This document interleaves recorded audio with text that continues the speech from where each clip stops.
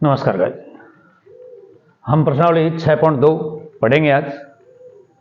प्रश्नावली 6.2 पढ़ने से पहले हम एक प्रमेय सीखेंगे, क्योंकि विद्यार्थियों को प्रमेय सिद्ध करने में थोड़ी कठिनाई अनुभव होती है, तो हम बड़े ही सरल तरीके से इस प्रमेय को सिद्ध करेंगे और हम दावा करते हैं कि आप इसको आराम से सीख सकते हैं। तो सबसे पहले हमें प्रमेय दी गई है, यदि किसी त्रिभुज की एक भुजा के समांतर अन्य दो भुजाओं को भिन्न भिन्न बिंदुओं पर प्रतिच्छेद करने के लिए एक रेखा खींची जाए तो यह अन्य दो भुजाएं एक ही अनुपात में विभाजित हो जाती है। तो सबसे पहले तो हमें एक त्रिभुज दिया गया है, तो हमने त्रिभुज ए बी सी ये त्रिभुज बनाया है और इसकी एक भुजा बी सी के समांतर हमने एक रेखा खींची है डी और ई। जो त्रिभुज की भुजा ए बी वह ए सी को डी और ई पर प्रतिच्छेद करती है। इसके बाद हमने इसमें डी व सी को मिलाया, बी और ई को मिला दिया और लंब खींचे हमने डी एम लंब ए सी और ई एन लंब ए बी, ये हमने खींचे। तो आइए देखते हैं सबसे पहले क्या दिया हुआ है। तो हमें दिया है त्रिभुज एबीसी में डी ई समांतर बी सी, यानी कि ये रेखा हमको समांतर दी हुई है। सिद्ध करना है ए डी बटा बी डी और ए ई बटा ई सी, ये हमें को सिद्ध करना है। हमने रचना की है डी एम लंब ए सी और ई एन लंब ए बी खींचे हैं, साथ ही हमने बी और ई तथा सी और डी को मिलाया है, यह हमने इसकी रचना की है। आइए उपपत्ति में देखते हैं। सबसे पहले जब हमने लंब डाल ही दिए हैं तो हम समकोण त्रिभुज के क्षेत्रफल के सूत्र का उपयोग करेंगे। तो यहां पर सबसे पहले हम सूत्र लिख देते हैं। समकोण त्रिभुज का क्षेत्रफल 1/2 इंटू आधार इंटू ऊंचाई, ये सूत्र है जिससे हम इसको सिद्ध करने वाले हैं। समकोण त्रिभुज का क्षेत्रफल 1/2 आधार गुणा ऊंचाई। तो आइए सबसे पहले हम एक त्रिभुज लेते हैं। अतः एरिया ए डी ई, ये हमारा त्रिभुज है ए डी ई। आप इसको इसके प्रकार बनाकर देख सकते हैं, छोटा सा A D E. A D E में हम ले रहे हैं, तो इसमें पहला लंब हम ये डाल रहे हैं, यहां से हमने लंब डाल दिया इसमें, ये वाला। तो जिस रेखा पर लंब होता है वह आधार होता है और लंब स्वयं ऊंचाई होती है। तो इसका क्षेत्रफल होगा हमारा एरिया ए डी ई बरोबर 1/2 इंटू आधार। आधार वह रेखा है जिस पर लंब डाला गया है, तो हमने लंब डाला है एडी पर, तो ये एडी इसका आधार होगा, एडी इंटू और ऊंचाई स्वयं लंब होता है, तो ये इसका लंब है, ये लंब है और ये आधार है। तो एडी आधार हो गया, लंब ई एन हो गया, ई एन। तो ये त्रिभुज एडीई का क्षेत्रफल आ चुका है। इसी प्रकार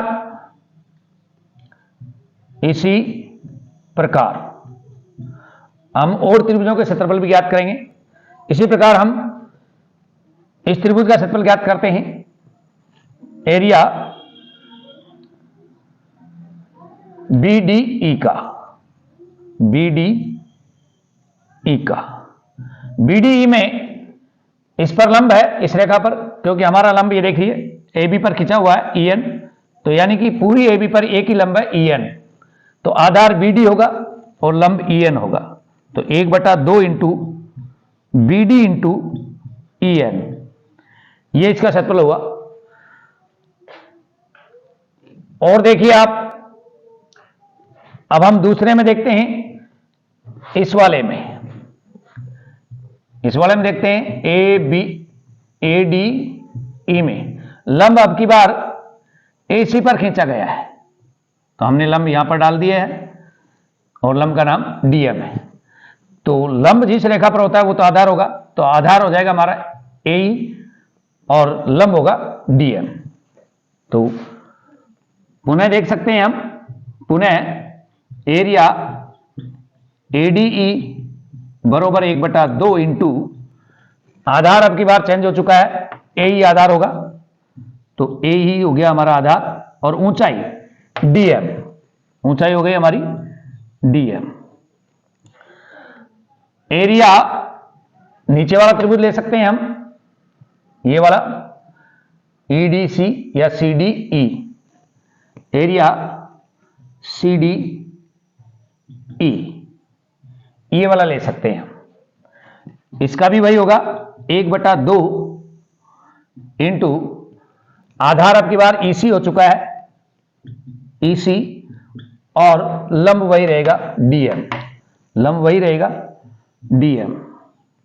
तो हमने दो त्रिभुज इधर साइड के हैं, दो इधर साइड के हैं, तो चारों त्रिभुजों का क्षेत्रफल हमने ज्ञात कर लिया है। अब हम इनका अनुपात ज्ञात करेंगे, तो आइए अनुपात ज्ञात कर देते हैं।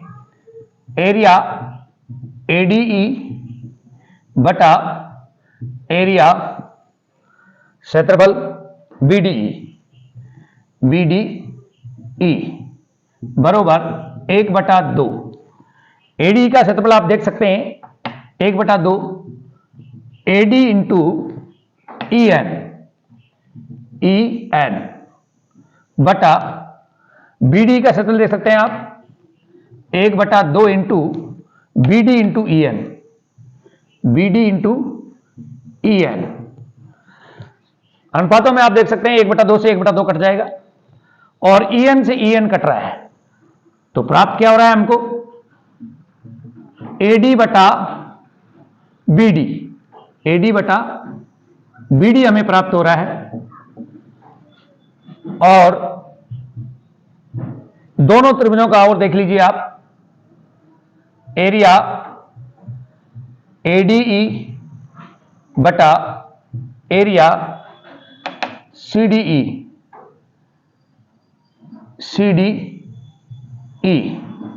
बरोबर 1/2। ADE में देख सकते हैं अब की बार आपका आधार बदल चुका है, AE आधार हो गया है और लंब हो गया DM बटा 1/2 इंटू आधार EC है और लंब है हमारा DM से DM कट गया, 1/2 से 1/2 कट गया, तो हमारे पास बचा क्या है AE बटा EC। ये समीकरण नंबर 2 प्राप्त हो गया। हमें दोनों समीकरणों से AD बटा BD और AE बटा EC प्राप्त हो रहा है। अब आप इनको गौर से देखिए, ये जो दो त्रिभुज बने हुए हैं नीचे वाले AD, इसमें BDE और CDE, ये दोनों त्रिभुज एक ही आधार और समांतर रेखाओं के मध्य स्थित है। तो यहां पर आप देख सकते हैं त्रिभुज BDE व त्रिभुज CDE एक ही आधार DE व समांतर रेखा BC एवं DE के मध्य स्थित है, अतः एरिया BDE बराबर होना चाहिए एरिया CDE के, क्योंकि जब एक ही आधार और एक ही समांतर रेखाओं के मध्य कोई त्रिभुज स्थित होता है तो उनका क्षेत्रफल बराबर होता है, यानी एक ही आधार और एक ही समांतर रेखाओं के मध्य स्थित त्रिभुजों का क्षेत्रफल बराबर होता है। तो अतः हम कह सकते हैं कि एरिया BDE बराबर एरिया CD होगा। यह समीकरण नंबर 3 प्राप्त हुआ। तो समीकरण 1, 2 और 3 से, समीकरण 1, 2 व 3 से AD बटा BD बरोबर AE बटा EC, यह हमें प्राप्त हो गया है। तो हमने बहुत ही सरल तरीका से यह प्रमेय को सिद्ध कर लिया है। आप इसको आराम से बार बार रोक करके, वीडियो को बार बार देख करके अच्छी तरह से तैयारी कर सकते हैं। बहुत ही सरल तरीके से इसको प्राप्त कर सकते हैं। तो यह हमारा सिद्ध हो चुका है और हमें यही सिद्ध करना था। इति सिद्धम। आप इसका विलोम भी सिद्ध कर सकते हैं इसी प्रकार, इसका विलोम भी सत्य है। तो आइए अब हम प्रश्न पढ़ते हैं। इस प्रमेय का उपयोग कैसे करना है वो आपको हम बताएंगे। तो पढ़ते हैं 6.2। तब तक आप इसका स्क्रीनशॉट ले लीजिए।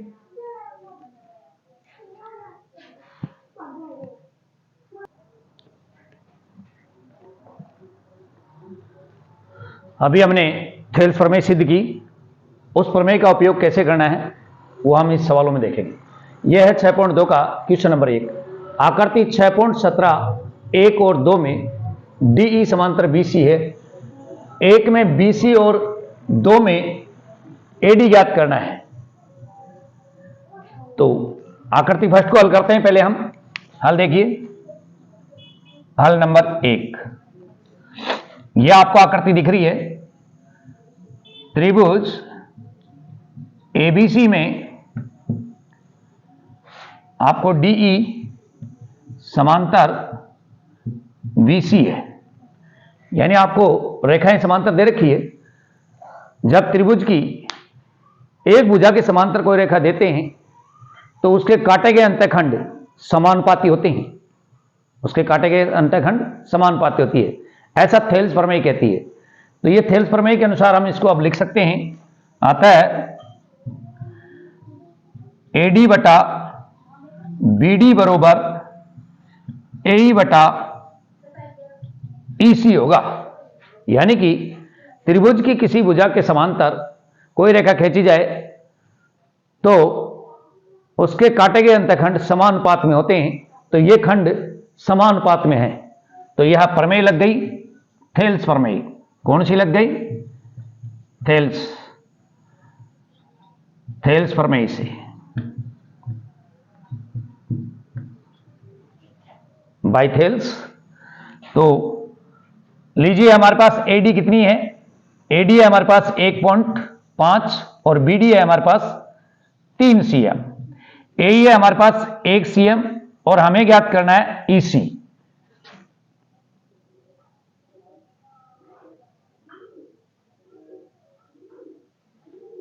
सॉरी, एक मिनट।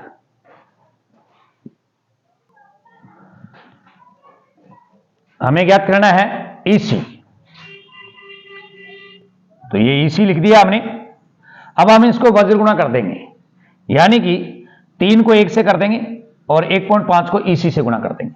तो ये हो जाएगा 1.5 इंटू EC और इधर हो जाएगा 3 गुणा 1, यानी 3 एकम 3।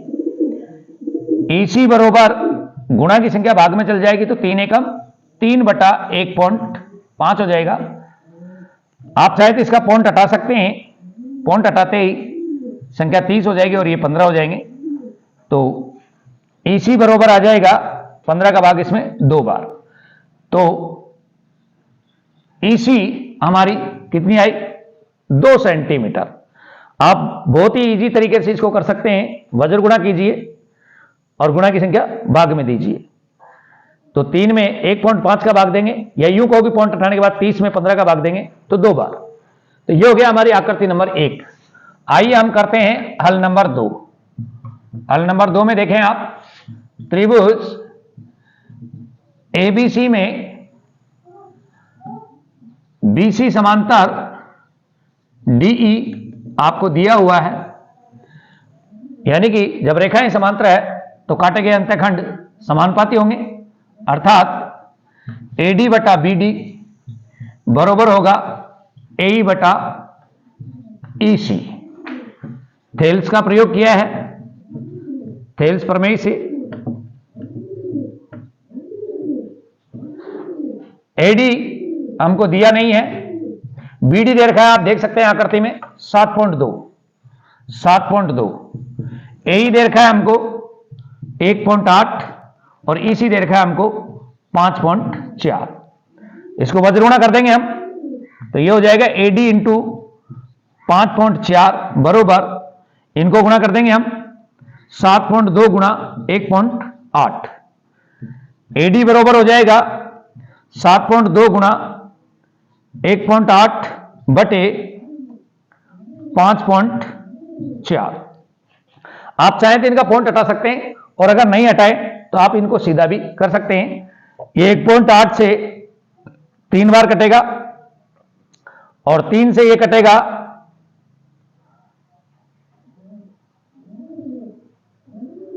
2.4 बार, तो AD आ रहा है हमारा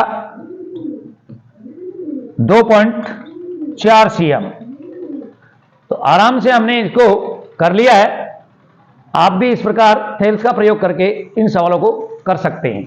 आइए करते हैं हम क्वेश्चन नंबर 2। तब तक आप स्क्रीन शॉट लीजिए।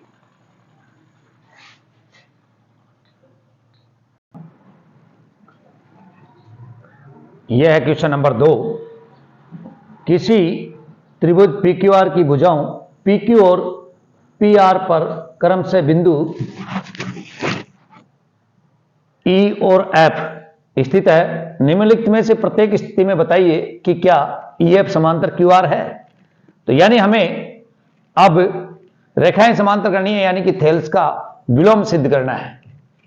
तो आइए हम जांच कर लेते हैं कि ये त्रिभुज में रेखाएं समांतर है या नहीं। तो त्रिभुज में आप देख सकते हैं हल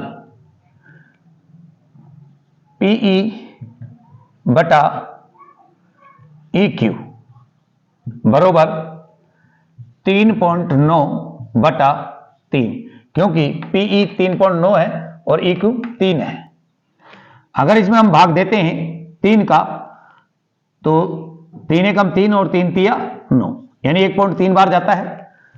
और दूसरा अनुपात है हमारे पास PF बटा FR। इसमें हमको PF दिया है 3.6 सेमी, 3.6 सेमी, और FR दिया है हमको 2.4 सेमी। अगर हम इसमें भाग देंगे 3.6, तो पॉइंट से पॉइंट काट देंगे, ये 36 बटा 24 हो जाएगा। तो बार तिया 36 और बार दून 24 यानी 2 बटा 3, तो 1.5 बार भाग जा रहा है। कितनी बार जा रहा है? तो ये 1.5 हुआ। हमने भुजाओं का अनुपात देखा, तो यहां पर अनुपात समानुपाती नहीं है। जब अनुपात समानुपाती नहीं है तो रेखाएं समांतर नहीं होगी। यहां PE बटा EQ बरोबर नहीं है PF बटा FR के। अतः रेखा EF रेखा QR के समांतर नहीं है, समांतर नहीं है। अगर ये खंड बराबर आते तो रेखाएं समांतर होती, क्योंकि थेल्स का विलोम यह कहता है कि यदि किसी त्रिभुज में रेखाएं समांतर है तो काटे गए अंतखंड समानुपाती होते हैं। यह थेल्स है। और अगर काटे गए अंतखंड समानुपाती है तो रेखाएं समांतर है। तो यहां पर यह जो खंड है यह बराबर नहीं है। आप देख सकते हैं 1.3 है, ये 1.5 है, यानी कि बराबर नहीं है। इसका मतलब ये रेखाएं समांतर नहीं है। आइए हम दूसरे क्वेश्चन के नंबर 2 को इसी प्रकार सिद्ध करते हैं। लीजिए नंबर 2। नंबर 2 में देख सकते हैं आप, नंबर 2 में हमको दिया हुआ है नंबर 2, हल नंबर 2 PE बटा EQ। आप देख सकते हैं PE आपकी 4 सेमी है और EQ आपकी 4.5 सेमी है। इसी प्रकार इसमें देख सकते हैं, और पी एफ बटा एफ आर। पी एफ आपको 8 सेमी दे रखी है और एफ आर दे रखी है आपको 9 सेमी। अब अगर हम इनका अनुपात छोटा भी करें, सरल भी करें, तो आप देख सकते हैं इसका पॉइंट भी हटा दें। अगर मान लीजिए इसका पॉइंट हटा देते हैं हम। पॉइंट हटाते ही एक संख्या छोड़ के पॉइंट है तो ऊपर 40 हो जाएंगे और नीचे 45 हो जाएंगे। चलिए हम इसको 5 से काट देते हैं। 5 8 40 और 5 9 45, यानी कि 8/9। तो आप देख सकते हैं यहां पर 8/9 और ये भी 8/9। यहां आप ये खंड बराबर पा रहे हैं, ये खंड बराबर पा रहे हैं, यानी कि पीई बटा ई क्यू बराबर है पी एफ बटा एफ आर के। अतः आपकी रेखाएं क्या होगी? समांतर होगी। अतः ई एफ समांतर क्यू आर है, क्योंकि खंड समान होने पर रेखाएं समांतर हो जाती है। यह थेल्स का विलोम है, तो यह सत्य है। आइए हम तीसरे को भी हल कर देते हैं। हल नंबर 3। हल नंबर 3 में देख सकते हैं आपको पी क्यू बटा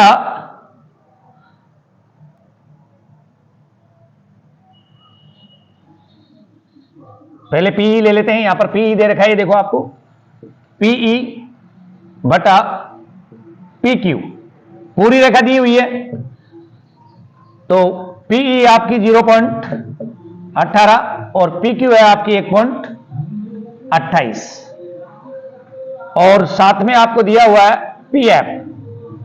पी एफ बटा पी आर। पी एफ है आपकी 0.36 और पी आर है आपकी 2.56। आप देख सकते हैं इसको, आप इसको काट देंगे, 2 से काटिए, 2 से काटेंगे तो 0.18 और 2 से काटेंगे तो 1.28। आप इसको 2 से काट सकते हैं, 0.18 और 1.28। तो आप देख सकते हैं 0.18 यानी कि 0.18 और 1.28, 0.18 और 1.28 दोनों बराबर है। यहां पीई बटा पी क्यू बराबर है पी एफ बटा पी आर के। अतः थेल्स का विलोम लगा सकते हैं आप। अतः रेखाएं क्या होगी? समांतर होगी। अतः ई एफ समांतर क्यू आर है, ई एफ समांतर क्यू आर है। तो बड़ी ही आसानी तरीके से, सरल तरीके से हमने इनको सिद्ध कर लिया है। आप इनको देख सकते हैं, यदि खंड बराबर है तो रेखाएं समांतर है, और अगर खंड बराबर नहीं है तो रेखाएं समांतर नहीं है। जैसे कि हल नंबर 1 में यहां पर खंड बराबर नहीं थे तो रेखाएं समांतर नहीं है। हल नंबर 2 में देख सकते हैं आप, दोनों खंड बराबर है, 8/9 8/9, तो रेखाएं समांतर है। इसमें भी आपके खंड बराबर है, 0.18/1.28, 0.18/1.28, यानी दोनों बराबर है तो रेखाएं समांतर है। आइए करते हैं क्वेश्चन नंबर 3।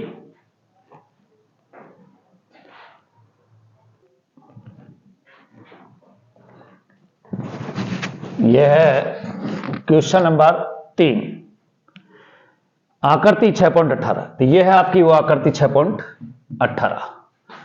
LM समांतर BC और LN समांतर CD आपको दिया हुआ है, और यह सिद्ध करना है AM बटा, यानी कि AM बटा AB और AN बटा AD, यह आपको सिद्ध करना है। तो आइए सिद्ध करते हैं। सबसे पहले हमको दिया है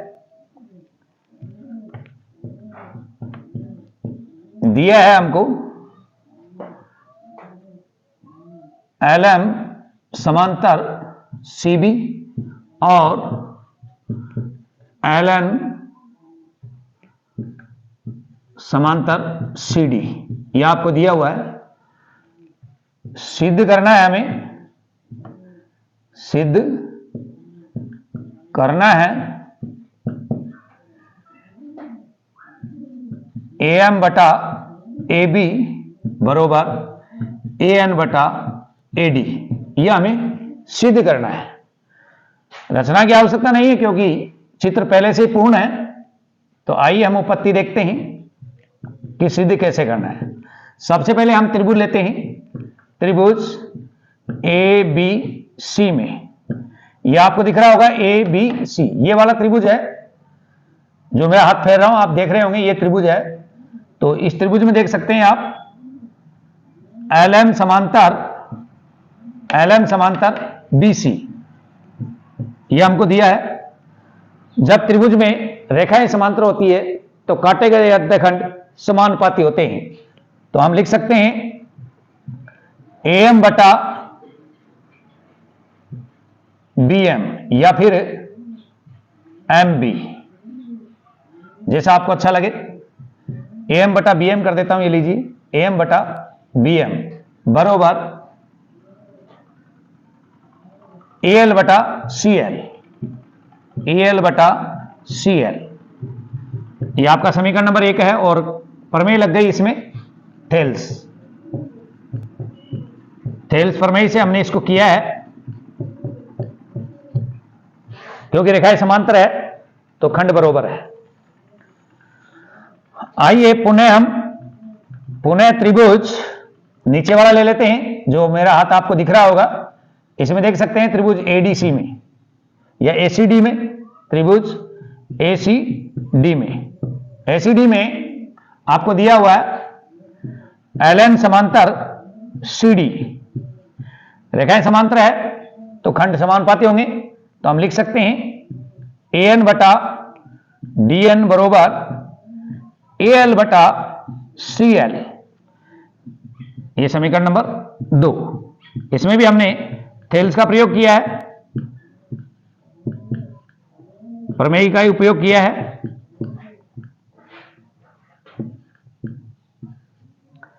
बाय द थेल्स। अब आप समीकरण नंबर 1 और 2 से देख सकते हैं AL बटा CL और AL बटा CL दोनों बरोबर है। इसका मतलब ये बरोबर है तो ये भी बरोबर होंगे। तो हम लिख सकते हैं समीकरण 1 व 2 से, समीकरण 1 व 2 से हम लिख सकते हैं AM बटा BM बरोबर AN बटा DN, यानी आराम से हमारे पास आ गया है। क्योंकि रेखाएं समांतर है, हमने एक खंड समानुपाती कर लिए हैं तो इससे कट जाएगा। तो AM बटा BM और AN बटा DN हमारे पास आ जाएगा। अब आप देख सकते हैं कि हमें सिद्ध क्या करना था, AM बटा AB करना था, लेकिन यहां पर AM बटा BM आ गया। तो हम इसका व्युत्क्रम कर देते हैं। आइए देखिए व्युत्क्रम, ये सवाल क्या करती है, हम यहां से कर रहे हैं, देख लीजिए। व्युत्क्रम कर देंगे हम BM बटा AM बरोबर AN बटा DN बटा AN, व्युत्क्रम करने पर अब हम दोनों पक्षों में 1 जोड़ देंगे। तो BM बटा AM प्लस 1 बरोबर DN बटा AN प्लस 1, दोनों पक्षों में 1 जोड़ने पर जोड़ देंगे हम। आइए AM इसका लघुत्तम आएगा, AM से M कटेगा तो BM, AM को 1 से गुणा करेंगे तो AM आएगा बरोबर, ऐसे ही इसको जोड़ देंगे हम। AN लघुत्तम आएगा, AN से N कटेगा तो DN, AN को 1 से गुणा करेंगे तो AN आएगा। आइए जोड़ देते हैं। यहां पर देखिए M से M काटो तो ये हो जाएगा आपका AB बटा AM और N से N कटेगा तो DN, तो ये हो जाएगा AD बटा AN पुनः हम पूर्ववत कर देते हैं। तो लीजिए, पूर्ववत करने पर, तो हम इसको जो व्युत्क्रम किया था उसको पूर्ववत कर देते हैं, यानी कि AM बटा AB बरोबर AN बटा DN AD। और हमें सिद्ध क्या करना था, देख लीजिए, AM बटा AB और AN बटा AD, यही हमें सिद्ध करना था, इति सिद्धम। तो बहुत ही सरल तरीके से हमने इनको सिद्ध कर लिया। आपको सिर्फ करना क्या है, यदि त्रिभुज में समांतर रेखाएं दे रखी है तो आप खंडों को ऊपर नीचे लिखें, यानी कि यहां से आप AM बटा BM और AL बटा CL लिखें। ऐसे नीचे वाले में करें, दोनों समीकरणों से AL बटा CL और AL बटा CL कट जाएगा, तो AM बटा BM और AN बटा DN आ जाएगा। अब हमें पूर्णतः पूरी रेखा चाहिए थी, लेकिन हमें AM और BM के खंड मिले हैं, तो हम इन दोनों खंडों को जोड़ देंगे, लेकिन जोड़ने से पहले इसका व्युत्क्रम कर लेंगे और दोनों पक्षों में एक जोड़ देंगे। जोड़ने पर हमें AB बटा AM और AD बटा AN मिलेगा। हमें पूर्ववत कर लेना है, यानी कि जो पहले हमने व्युत्क्रम किया था, तो व्युत्क्रम का हम वापिस सही कर देंगे पहला जैसा, तो उल्टा कर देंगे, AM को ऊपर और AB को नीचे ले लेंगे, तो हमें यह सिद्ध करने वाली चीज प्राप्त हो जाएगी। तो यह था क्वेश्चन नंबर 3।